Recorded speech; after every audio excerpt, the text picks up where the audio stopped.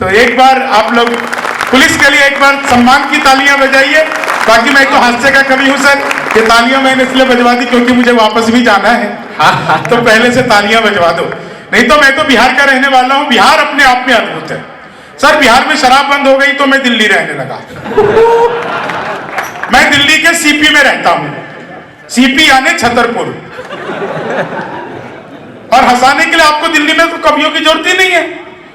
वो एक लड़का दिल्ली यूनिवर्सिटी में एडमिशन करवाने गया, फॉर्म भर के आ रहा था, पीछे से क्लर्क दौड़ता हुआ आया, बोला बेटा आपने फॉर्म गलत भर दिया। लड़के ने कहा जी क्या गलती कर दी? बोले बेटा जहां पे नाम भरना था ना तुमने पता भर दिया। क्या नाम है तुम्हारा? लड़का बोला जी विकास पुरी। नाम है, पता थोड़ी है, जैसे ओम पुरी, अमरीश पुरी। बोले अच्छा पिताजी का क्या नाम है? बोला जी जनकपुरी। बोले माँ का क्या नाम है? बोला जी मायापुरी। घर में और भी कोई है जी? छोटा भाई चाणक्यपुरी। साथ में कोई आया है जी? बड़ा भाई गोविंदपुरी। तो क्लर्क ने हाथी जोड़ लिया, बोले बेटा आपका एडमिशन तो जहांगीरपुरी में ही हो सकता है। मैंने पिछले दिनों मोदी जी से पूछा, मैंने कहा मोदी जी आपकी नीयत क्या है? मोदी जी बोले मेरी नीयत पाक साफ है। ओहो पाक साहब।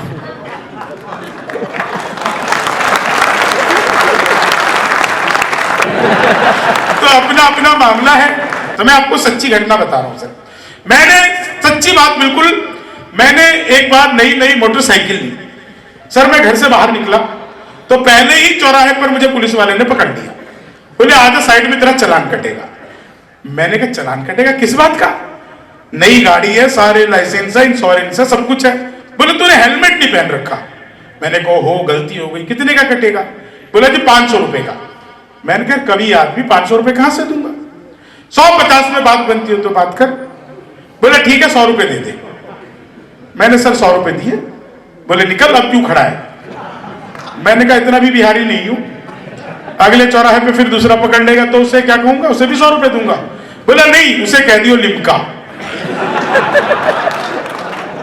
सर मैं गया, अगले चौराहे पे पुलिस ने पकड़ा, मैंने कहा लिमका। बोले निकल जा। अगले पे फिर पुलिस ने पकड़ा, मैंने कहा लिमका। बोले जा।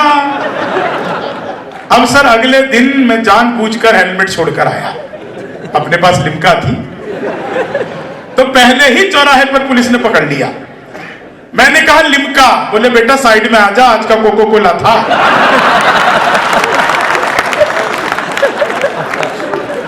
पूरी दिल्ली एनसीआर में जितने बिहारी हैं सर, उतने बिहारी आपको पूरी दुनिया में नहीं मिलेंगे।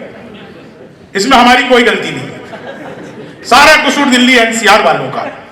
ये लोग बड़े बड़े पांडाल लगाते हैं, कीर्तन मंडली बुलवाते हैं, फिर भजन करवाते हैं। राधे राधे जपो चले आएंगे बिहारी, राधे राधे जपो चले आएंगे बिहारी, राधे राधे जपो चले आएंगे बिहारी। अब कलयुग में वो बिहारी तो आ नहीं सकते, हमें ट्रेनों में ठुस ठुस कर आना पड़ता है।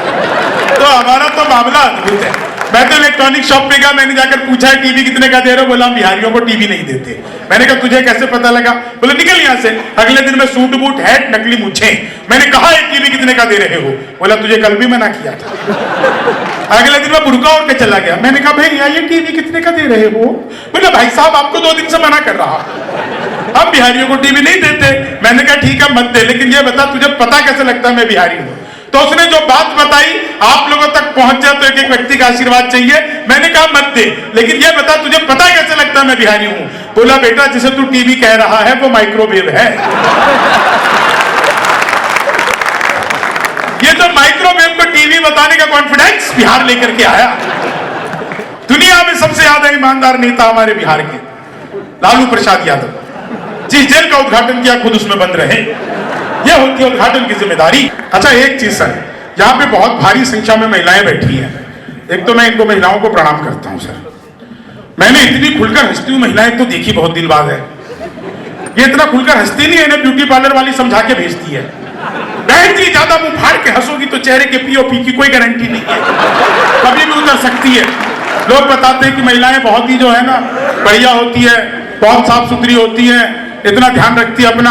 आप सब लोग एक बात बताओ, जितने पुरुष यहां पर बैठे हो सारे लोग एक बात बताओ सर, हम अगर एक दिन के लिए भी, महीने में एक दिन के लिए भी नाई की दुकान पर जाएं, भले ही हम दाढ़ी कटवा के आए या बाल कटवा के आए, हम आते ही सबसे पहले नहाते हैं। मैंने आज तक एक भी महिला ब्यूटी पार्लर से आने के बाद मुंह तक धोते नहीं देखी। नहाने की बात तो छोड़ो। नहीं, और टीवी चैनलों में देखा करो आप, जितनी बड़ी बिंदी उतनी खतरनाक औरत। मैंने एक दिन अपने घर में देखा, भाभी ने मेरी बिंदी लगा रखा था। मैंने कहा भाभी ये क्या है? बोले बेटा ये तुम्हारे भैया है। बाहर थोड़ा निकला, चाची टहल रही थी। मैंने कहा चाची ये क्या है? बोले बेटा ये तुम्हारे चाचा है, सुहाग की निशानी।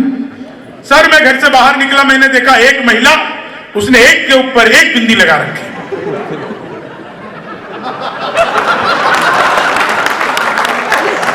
मैंने कहा ये डबल सुहाग।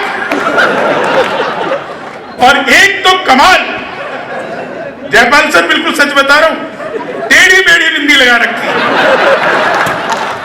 बड़ा ही टेढ़ा सुहाग था उसका। तो महिलाएं इतनी संख्या में हैं, सचमुच आनंद आ रहा है।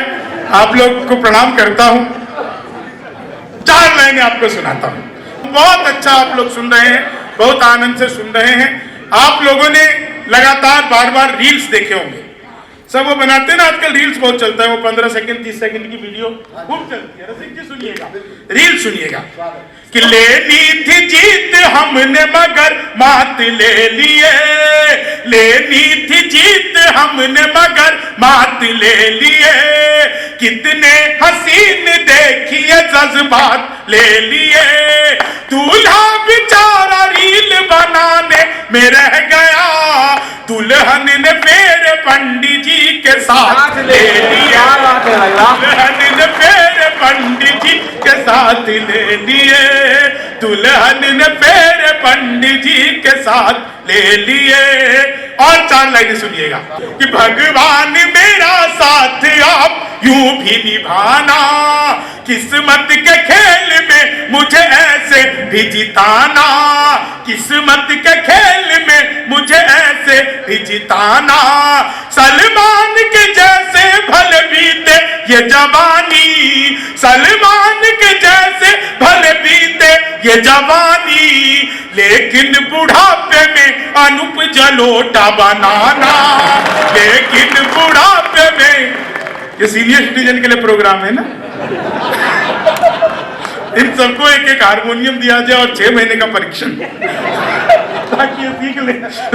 लेकिन बुढ़ापे में अनूप जलोटा बनाना। आभार, धन्यवाद, जय हिंद।